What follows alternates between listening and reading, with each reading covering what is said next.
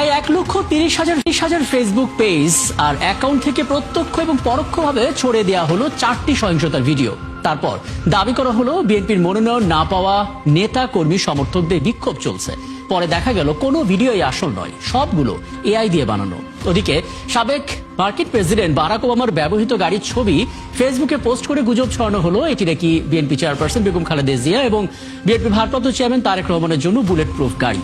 এখানে শেষ নয়, আওয়ামী লীগের লকডাউন কর্মসূচির দাবিতে নতুন করে ছড়িয়ে পড়ল প্রায় 3 বছর আগের নাশকতার ভিডিও। দর্শক, কয়েকটা ফ্যাক্ট চেক আমরা শুরুতে দেখে নিই, তারপর আলাপে যাব। জাতীয় সংসদ নির্বাচনকে সামনে রেখে চট্টগ্রাম বন্দরে বিএনপি চেয়ারপারসন খালেদা জিয়া ও বিএনপির ভারপ্রাপ্ত চেয়ারম্যান তারেক রহমানের জন্য কেনা বুলেট প্রুফ গাড়িগুলো পৌঁছে গিয়েছে। এমন দাবিতে ফেসবুকে 2টি গাড়ির ছবি প্রচার করা হচ্ছে।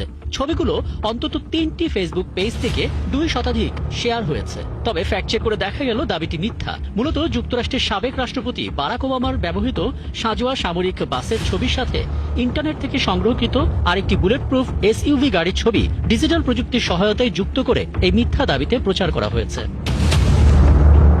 বিক্ষুব্ধ কিছু মানুষ ট্রেন এবং বাস আটকে ভাঙচুর ও অগ্নিসংযোগ করছে এমন একটি নাশকতার ভিডিও ফেসবুকে ছড়িয়েছে।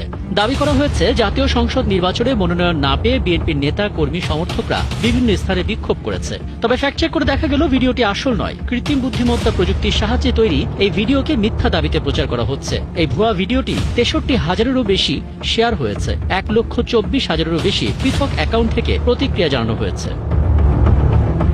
ওদিকে বিএনপি মহাসচিব মির্জা ফখরুল ইসলাম আলমগীরের ছবি যুক্ত করে এখন টেলিভিশনের ডিজাইন সংবলিত একটি ফটোকার্ডে দাবি করা হয়েছে চাঁদাবাজি বন্ধ করার চেষ্টা করা হলে কোনোদিনও মানবে না বিএনপি। তবে যাচাই করে দেখা গেল মির্জা ফখরুল এমন কোনো মন্তব্য করেননি এবং এখন টিভিও এমন কোনো ফটোকার্ড প্রকাশ করেনি। মূলত ডিজিটাল প্রযুক্তির সহায়তায় ভুয়া এই কার্ডটি তৈরি করে ছড়িয়ে দেওয়া হয়েছে।